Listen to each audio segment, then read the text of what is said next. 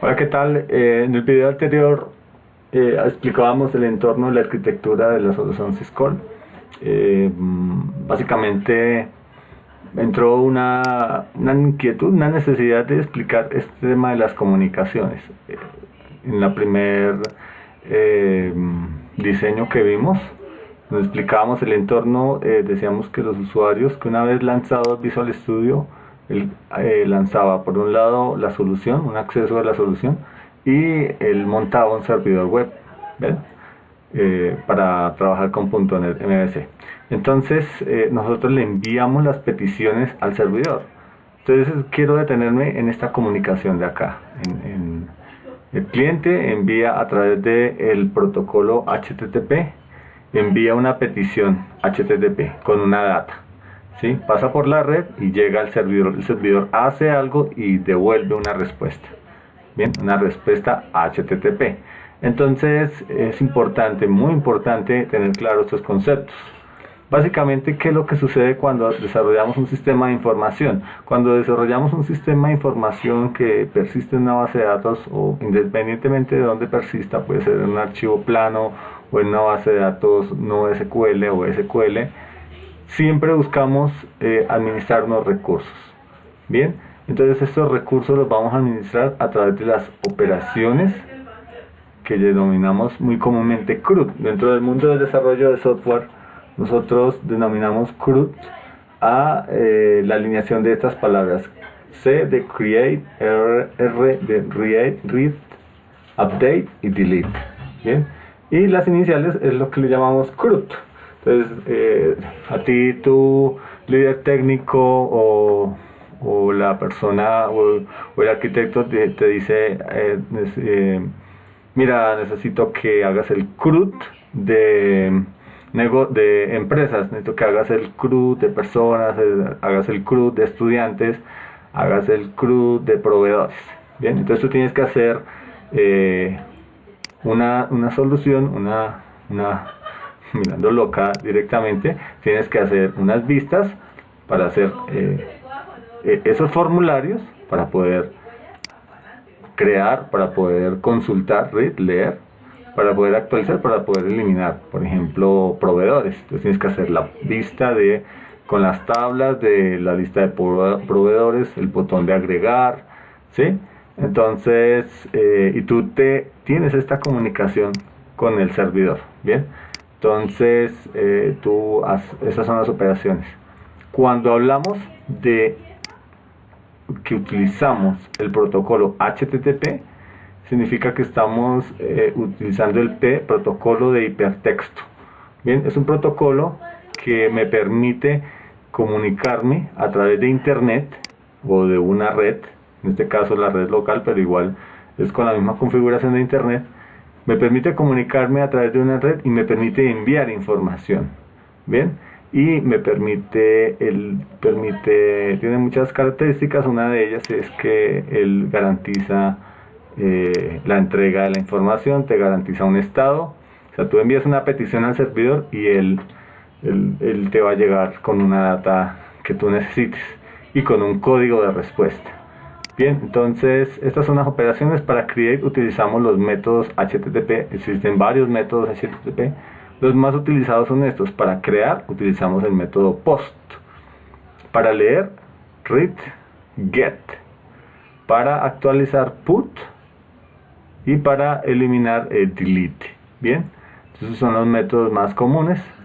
En el caso de aplicaciones REST, utiliza estos métodos de una manera muy fuerte. Bien, y ¿qué es importante? Los métodos de respuesta de esta ejecución, es decir, cuando él va al servidor, valida, él te va a devolver una respuesta. ¿Qué respuestas va a devolver? Las más comunes son estas 200 de éxito, 2 triple doble X significa que puede ser 200, 201, 204 de así varios. Entonces son casos de éxito. 300 y en adelante son de redirección, 400 son errores de cliente y 500 son errores de servidor. ¿Cuáles son los más comunes? Cuando tú por lo menos envías, como en este caso, que envías una petición con los datos de empresa, nombre, dirección y teléfono. Entonces aquí el servidor se encarga de, como le envías un post, significa que le estás enviando una información para crear, ¿sí? Entonces por eso se asocia al post, al create. Entonces acá le estoy enviando un post, significa que le estoy diciendo al servidor, oiga, créeme, y le estoy enviando esta data. Bien, él va a intentar guardar en la base de datos. Si él puede crear con éxito, entonces te va a devolver un 201, por ejemplo. Eso es más común para la opción crear. En el caso de actualizar, devuelvo un 200. Bien, en el caso de los métodos get para traer data, ¿sí? Get para leer, por ejemplo, este caso de este controlador. Get persona 1, quiero obtener. Bien, read, quiero leer, o sea, que me traiga. Entonces él va a ir a la base de datos y me va a traer ese dato, entonces ahí devuelvo un 200. Entonces es importante conocer los mensajes de error. Esta solución al ser MVC no trabaja como tal este estándar de una manera digamos, tan lineal, o sea, tan estricta. ¿Por qué? Porque cuando uno devuelve como estamos en modelo vista controlado, patrón MVC, nosotros podemos devolver vistas, es decir, el controlador puede armar una vista y devolverla, o sea, puede devolver data y puede devolver vista, pero de todas formas, en algunos casos sí, lo que él devuelve son solamente los códigos y datos específicos. Entonces, pero mantienen esta esencia de trabajo. Esta es la esencia de trabajo. Es muy diferente a las aplicaciones REST. Esta es una aplicación MVC. Es diferente. Pero igual, en esencia, se trabaja igual. Para algunos casos, esto se va a trabajar literal. Es decir, yo voy a enviar un post y él va a devolver el 200. ¿Sí? Que se fue con éxito.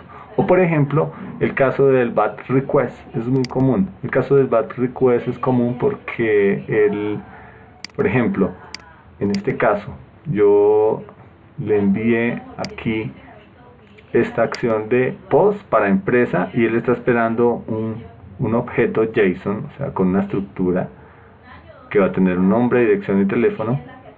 Y acá una entidad empresa está esperando un objeto de tipo empresa, ¿sí? Para la opción de agregar, porque este post llamaría a esta opción, a este método de agregar, le enviaría como parámetro a la empresa, y si él al evaluar el modelo de datos, o sea, esta data no encuentra estos parámetros, sino que acá encuentra, por ejemplo, dirección, un tipo de domicilio y acá un valor.